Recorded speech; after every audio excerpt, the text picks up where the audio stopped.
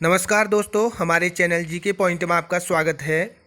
आज हम आपके लिए पॉलिटी का अगला चैप्टर भारतीय संविधान एवं राज्य व्यवस्था का अगला भाग लेके उपस्थित हुए हैं। अगर आपने अभी भी हमारे चैनल को सब्सक्राइब नहीं किया है तो जल्दी से लाइक, कमेंट, सब्सक्राइब और शेयर कर दीजिए ताकि आप तक इन महत्वपूर्ण क्वेश्चनों की सीरीज पहुँचती रहे। चलिए दोस्तों, शुरू करते हैं। भारतीय संविधान किसी व्यक्ति को राष्ट्रपति के पद के लिए पुनर्विचार हेतु अनुमति प्रदान करता है। जो भारतीय संविधान है वो किसी व्यक्ति को राष्ट्रपति पद के पुनर्निर्वाचन के लिए जो है अनुमति प्रदान करता है। अखिल भारतीय सेवाओं के लिए नियुक्तियां कौन करता है? राष्ट्रपति अखिल भारतीय सेवाओं के लिए नियुक्तियां करता है। राष्ट्रपति किसके परामर्श से संसद के सभी सत्र आयोजित एवं स्थगित करता है?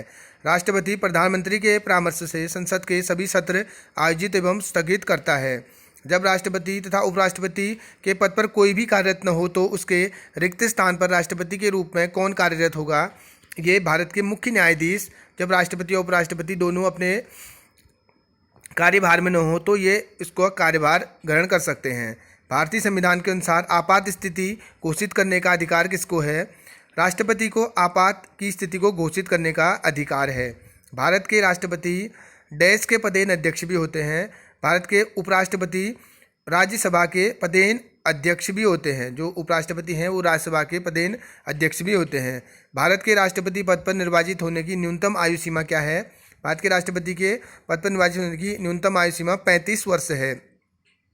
भारत सरकार का कौन सा अधिकारी सदस्य न होते हुए भी भारतीय संसद की कार्यवाही में भाग लेने का अधिकार रखता है? भारत का अटॉर्नी जनरल संसद का सदस्य न होते हुए भारतीय संसद की कार्यवाही में भाग लेने का अधिकार रखता है। निम्नलिखित में से कौन भारत के राष्ट्रपति के रूप में निर्विरोध चुने गए थे? नीलम संजीव रेड्डी एकमात्र भारत के राष्ट्रपति हैं जो निर्विरोध चुने गए थे। लोकसभा द्वारा पारित धन विधेयक राज्यसभा द्वारा भी पारित मान लिया जाता है यदि उच्च सदन उस पर किस समय सीमा तक कार्य संपादन न कर सके। अगर 14 दिन के अंदर कोई भी राज्यसभा द्वारा अगर उसको पारित नहीं किया जाता तो वह दोनों सदनों में पारित माना जाता है जो धन विधेयक होता है। निम्नलिखित में से कौन सा यह तय करता है कि कोई विशेष विधेयक धन विधेयक है या नहीं? लोकसभा के अध्यक्ष यह तय करते हैं कि कोई जो विशेष विधेयक है वो धन विधेयक है या नहीं है। इसका निर्णय करते हैं लोकसभा के अध्यक्ष। लोकसभा में कोई भी धन विधेयक निम्न में से किसकी पूर्वानुमति के लिए बिना प्रस्तुत नहीं किया जा सकता? राष्ट्रपति की पूर्वानुमति के बिना कोई भी धन विधेयक प्रस्तुत नहीं किया जा सकता। राज्यसभा का सदस्य होने के लिए किसी भी व्यक्ति की उम्र कम से कम होनी चाहिए 30 वर्ष उम्र होनी चाहिए राज्यसभा का सदस्य होने के लिए। राज्यसभा में निर्वाचित सदस्य की अधिकतम संख्या कितनी है? राज्यसभा में जो अभी निर्वाचित सदस्य हैं 238 हैं, वैसे राज्यसभा की सदस्य संख्या 250 होती है। राज्यसभा में राज्यों के प्रतिनिधित्व किस आधार पर दिया जाता है? जनसंख्या के आधार पर राज्यसभा में राज्यों को प्रतिनिधित्व दिया जाता है। संसदीय व्यवहार में शून्यकाल दखल भारत में कब शुरू हुआ था? 1962 से शून्यकाल का दखल संसदीय व्यवहार में शुरू हुआ था। केंद्र सरकार का उच्चतम सिविल अधिकारी कौन है? मंत्रिमंडल जो सचिव होता है वो केंद्र सरकार का उच्चतम सिविल अधिकारी होता है। कौन सा आयोग संवैधानिक उपबंधों द्वारा स्थापित नहीं है? योजना आयोग, जो अभी इसका वर्तमान नाम नीति आयोग कर दिया गया है, वो एक संवैधानिक उपबंधों द्वारा स्थापित आयोग नहीं है। गैर धन विधेयक के संसद के हर सदन में कितने वाचन होते हैं? गैर धन विधेयक के संसद में कम से कम 3 वाचक होते हैं। 1 वर्ष तक राजस्व एकत्र करने का प्रस्ताव सरकार किस विधेयक द्वारा करती है? वित्त विधेयक द्वारा 1 वर्ष तक राजस्व एकत्र करने का प्रस्ताव सरकार करती है।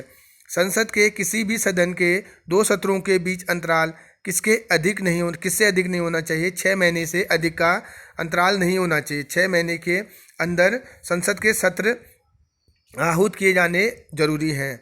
लोकसभा में विपक्ष का प्रथम नेता देश थे। A.K. गोपालन लोकसभा में विपक्ष के प्रथम नेता थे।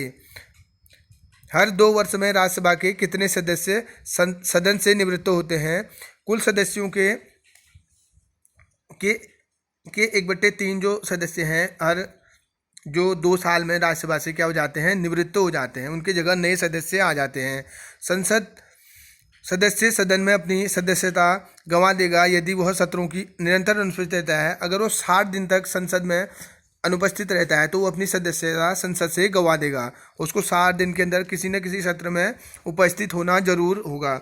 भारतीय संसद द्वारा विश्व संसदीय प्रणालियों में कौन सी अभिनव चर्चा प्रक्रिया समाविष्ट की गई थी? शून्यकाल का जो कॉन्सेप्ट दिया था वो भारतीय संसद व्यवस्था द्वारा दिया गया है। भारतीय संसद का जनता द्वारा निर्वाचित सदन निम्नलिखित में से कौन सा है? लोकसभा जनता द्वारा प्रत्यक्ष रूप से निर्वाचित सदन है। वित्त आयोग का कार्यकाल होता है, वित्त आयोग का कार्यकाल 5 वर्ष होता है। राष्ट्रीय विकास परिषद में कौन शामिल नहीं होते? सभी राज्यों के मुख्यमंत्री राष्ट्रीय विकास परिषद में कौन शामिल होते हैं? राष्ट्रीय विकास परिषद में सभी राज्यों के मुख्यमंत्री शामिल होते हैं। किसी विशेष दिन लोकसभा में अधिकतम कितने तारांकित प्रश्न पूछे जा सकते हैं? किसी विशेष दिन लोकसभा में अधिकतम 20 तारांकित प्रश्न पूछे जा सकते हैं। राज्यसभा के 1/3 सदस्यों के निवृत्त होने की अवधि क्या है? राज्यसभा में 1/3 सदस्यों के निवृत्त होने की जो अवधि है वो प्रति 2 वर्ष में 1/3 सदस्य अपने कार्य से निवृत्त हो जाते हैं। राज्यसभा में मनोनीत सदस्यों की अधिकतम संख्या क्या है? राज्यसभा में 12 सदस्य मनोनीत किए जाते हैं, वो राष्ट्रपति के द्वारा किए जाते हैं, जो विभिन्न क्षेत्रों से संबंधित होते हैं। संसद के दोनों सदनों के समक्ष वार्षिक वित्तीय विवरण किस अनुच्छेद के अंतर्गत प्रस्तुत किया जाता है? अनुच्छेद 112 के अंतर्गत संसद के दोनों सदनों के समक्ष वार्षिक वित्तीय विवरण प्रस्तुत किया जाता है। राज्यसभा का सदस्य बनने के लिए न्यूनतम आयु क्या होनी चाहिए? 30 वर्ष राज्यसभा के सदस्य बनने के लिए न्यूनतम आयु होनी चाहिए। भारत के राष्ट्रपति द्वारा बुलाई गई संयुक्त बैठक की अध्यक्षता निम्नलिखित में से कौन करता है? जो संयुक्त बैठक होती है उसकी अध्यक्षता लोकसभा का अध्यक्ष करता है।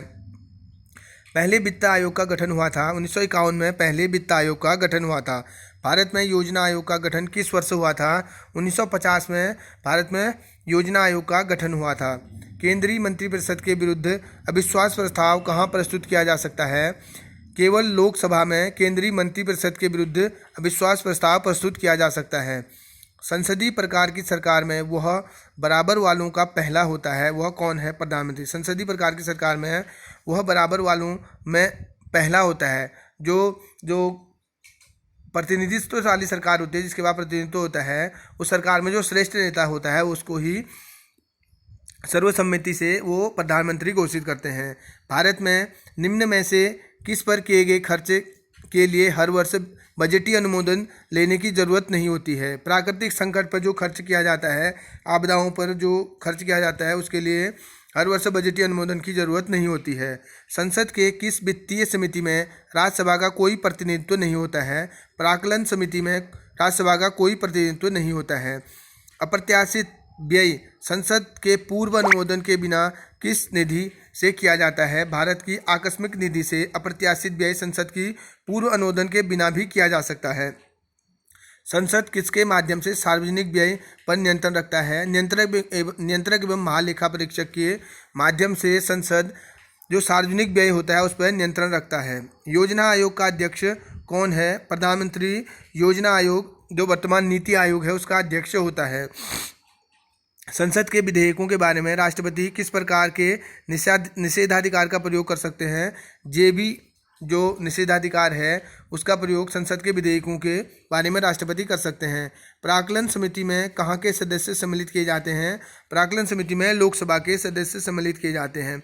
यह कौन निर्णय करता है कि अमुक विधेयक धन विधेयक है? लोकसभा अध्यक्ष यह निर्णय करता है कि कोई विधेयक धन विधेयक है। मौलिक अधिकारों में यथोचित प्रतिबंध कौन कर सकता है? मौलिक अधिकारों में यथोचित प्रतिबंध कौन कर सकता है? संसद मौलिक अधिकारों में यथोचित प्रतिबंध लगा सकती है। किस सदन में अध्यक्ष उस सदन का सदस्य नहीं होता? राज्यसभा का सदस्य किस सदन में अध्यक्ष उस सदन का सदस्य नहीं होता है? राज्यसभा का जो अध्यक्ष होता है वो उपराष्ट्रपति होता है, जो उस सदन का सदस्य नहीं होता है। सरकार की संसदीय प्रणाली का अन्य संक्रमणीय गुण निम्न में से कौन सा होता है? कार्यपालिका एवं विधानमंडल का संयोजन सरकार की संसदीय प्रणाली का अन्य संक्रमणीय गुण होता है। भारत में कभी कभी हरित मंत्रालय के नाम से जाना जाता है। पर्यावरण एवं वन मंत्रालय को भारत में हरित मंत्रालय के नाम से भी जाना जाता है। तो दोस्तों इस पार्ट को यहीं पर कंप्लीट करते हैं। इसका अगला पार्ट लेके जल्द ही आपके बीच हाजिर होंगे। धन्यवाद।